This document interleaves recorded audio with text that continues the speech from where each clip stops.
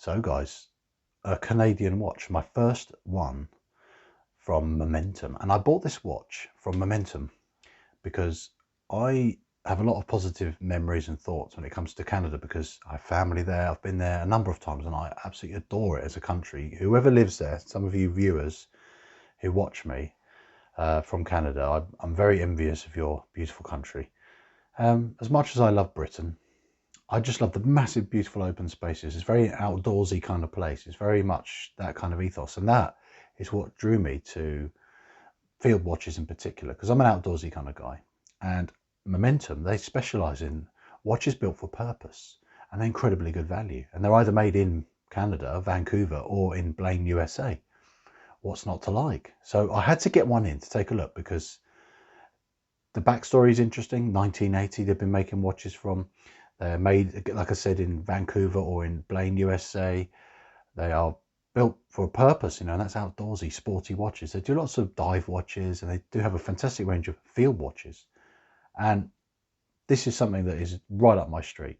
It's a combination of, from a country I love, sells products which fulfill a purpose which I'm drawn to, an outdoorsy kind of watch. So how good is their latest field watch I looked at on one of their new releases? I sifted through. It's buried in there quite deep. That's what this video is about. I really hope you like this watch as much as I do because I think it's a cracker for the money. So let's delve in and take a look.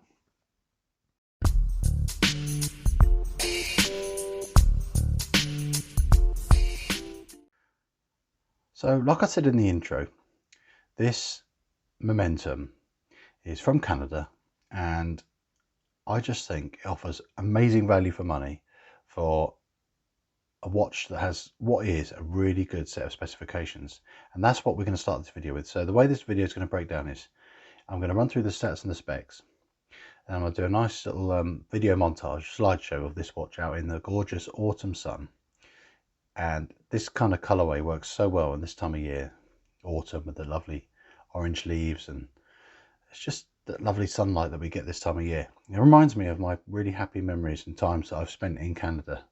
And that's why getting watches like this, for me personally, is a reminder of the great outdoors and the things that you can easily miss and forget when we get cooped up indoors too much, which a lot of us have been this past year. So sometimes it's good to have a weird, subtle reminder of the beauty that's out there in the world. And that can come from just looking at a watch. So I'm going to take this watch off now. You've seen it on my 7-inch wrist and see how well it fits. So I'm going to start with all the dimensions, and I have an incredibly loyal servant for this channel, and he's just going to come into the screen now. His name, if you have not seen him before, is Eclipse. Honestly, there's never been a greater friend for giving loyal service to a channel than Eclipse, and for this task of just giving you guys an idea of the weight of this watch. This is the standard rubber strap that it comes on. It's less than 100 grams.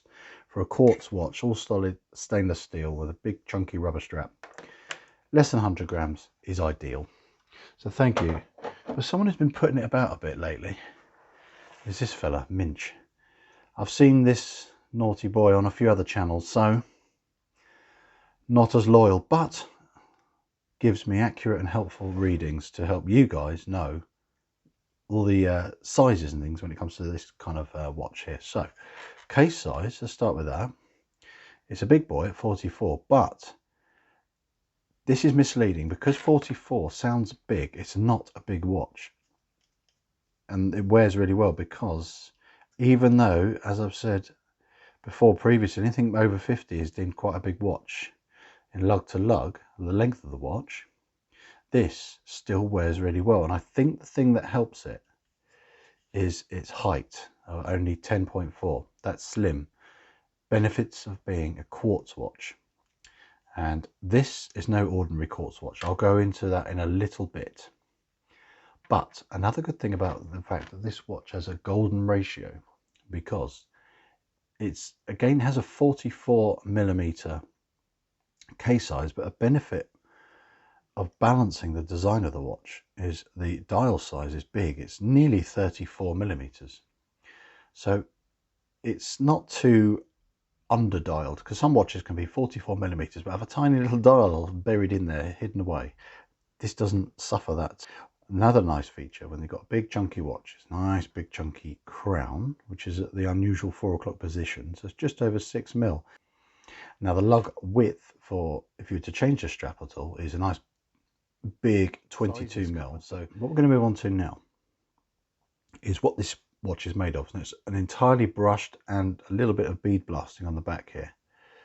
Stainless steel watch. And again, you'll think we've got a bead blasted finish on this signed crown. We've got sapphire crystal here with an AR coating, and that is fantastic. Again, this is less than £200. I got this for, it said €200 from the website I bought it from, so do the exchange rate. There's no extra fees when I bought it into the country, and that included delivery. So this is a less than €200, less than $200, less than £200 watch. So it offers really good value for money, because the specs of this watch, which I'm going to move on to now, are really good. So you've got the quartz movement is solar. It's a Seiko movement, solar, with date complication, and you can see the solar aspect of it in the middle.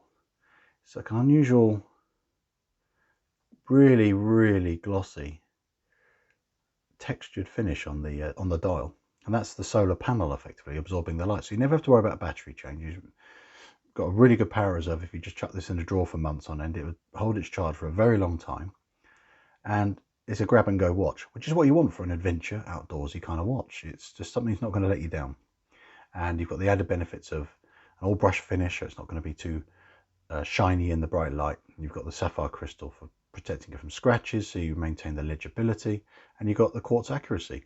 It's a great field watch for all those aspects. And then the strap it comes on, I chose, because you can have different straps, but I went for this gorgeous rubber.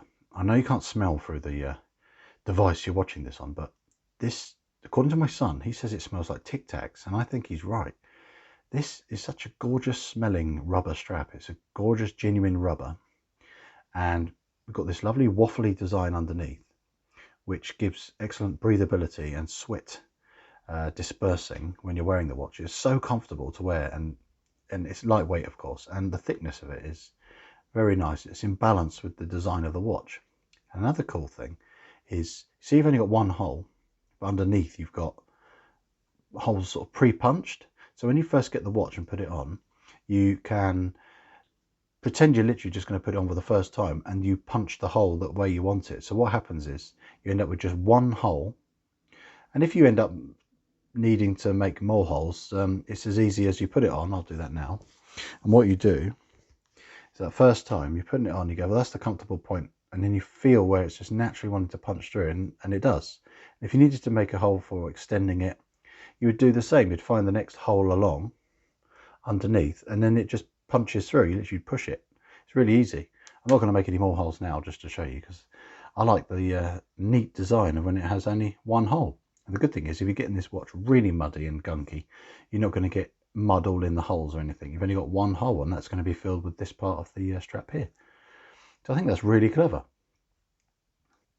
So I'm going to move on to now. I'm just going to show you, before I get carried away, I was going to move on to showing you the watch outdoors. So here's my little slideshow, and let's enjoy this little beauty out in the natural sunlight.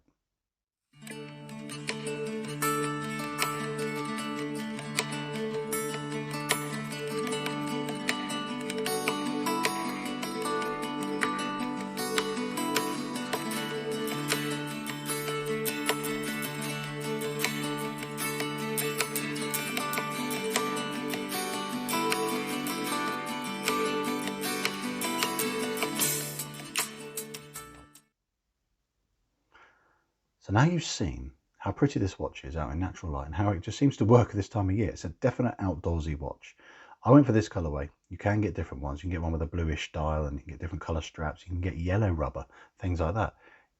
You can get stainless steel bracelet as well.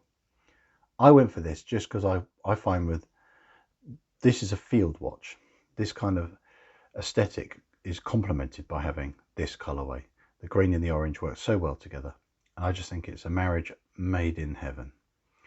So I've discussed the dimensions, what it's made of, and one thing I haven't covered with the specification, I need to show you now how good this loom is. So let's take a look at that now. Now on camera it does look pretty good. But in reality, so I guess it's fairly grainy the way it's been applied, but it's really good and solid on the hour and the minute hand. It's really good, very robust application. But even though it doesn't look really well applied, it actually holds a good charge. It charges up quick and it holds fairly well. It's quite deceptive. I noticed that I've worn this quite a bit, and I wore it at work today, and there was an area that wasn't lit very well indoors, and the loom was glowing. It hadn't been charged up that much, and I could read the time. So that's a good indication of how good loom actually can be if you get those little real world tests, rather than these contrived situations where you've got it, you know, under bright lights and then charging them with a UV light. So now, what do I like, what I dislike? What are my overall feelings about this watch?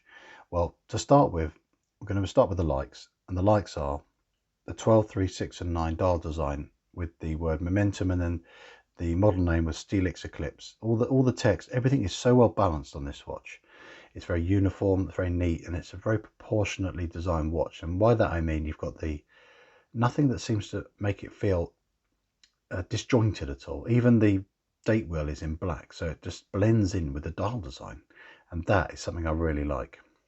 So we've got the very big, bright, easy to read indices at 12, 3, 6 and 9, and that the good thing about those being so clear is that is the principle of a good field watch, is legibility, quick glance and tell the time kind of functionality of the watch.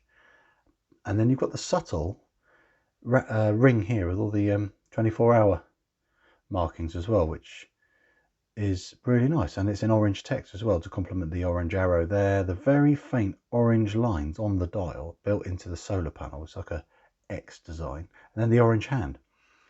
I just think that works really well. It just drew me in. As soon as I saw it on the website, I was very impressed.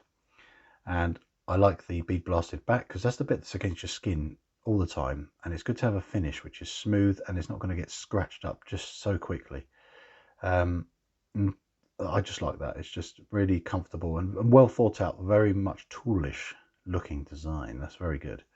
So the loom, even though it's a grainy application, it's actually it's solid enough. I love the fact it's solar powered, so you've got a reliable Seiko solar powered movement, and that's going to give you reliable, solid, zero maintenance enjoyment of this watch forever, effectively, as long as you'll have it, and that's good. And the other fantastic feature is 200 meters, so you've got a screw case back. You'll never have to open that, but you've got the screw crown, so that is really nice. So you can unscrew that to change the date and the time. And once it's screwed down tight, you've got 200 meters of water resistance / 20 bar pressure. So it's just knowing that you can get this absolutely saturated and do almost anything, knowing that this watch is not going to let water in, which is really positive to know, because that's the type of watch this is meant to be. The all brush finish is fantastic. It's what you'd expect for a field watch, because you don't want anything too shiny or glossy when you're out in the field, because it's just going to draw attention, it's going to be a distraction.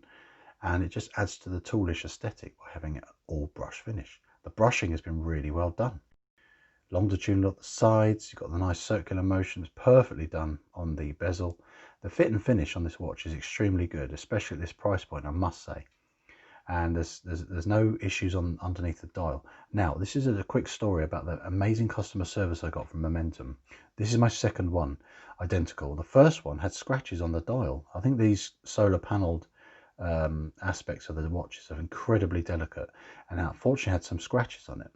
I contacted Momentum.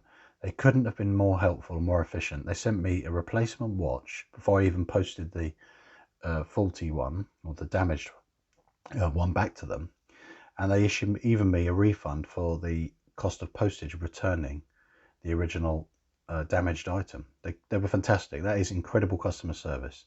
And I said to them, this is going to add to the story of this watch. I had to tell you guys, if you ever have issues with these kind of watches, which you can have with any watch, but sometimes it adds to a story of watch ownership. If you have an experience where you find something wrong with it, but you have such a positive experience about getting it back or rectified, that is really good.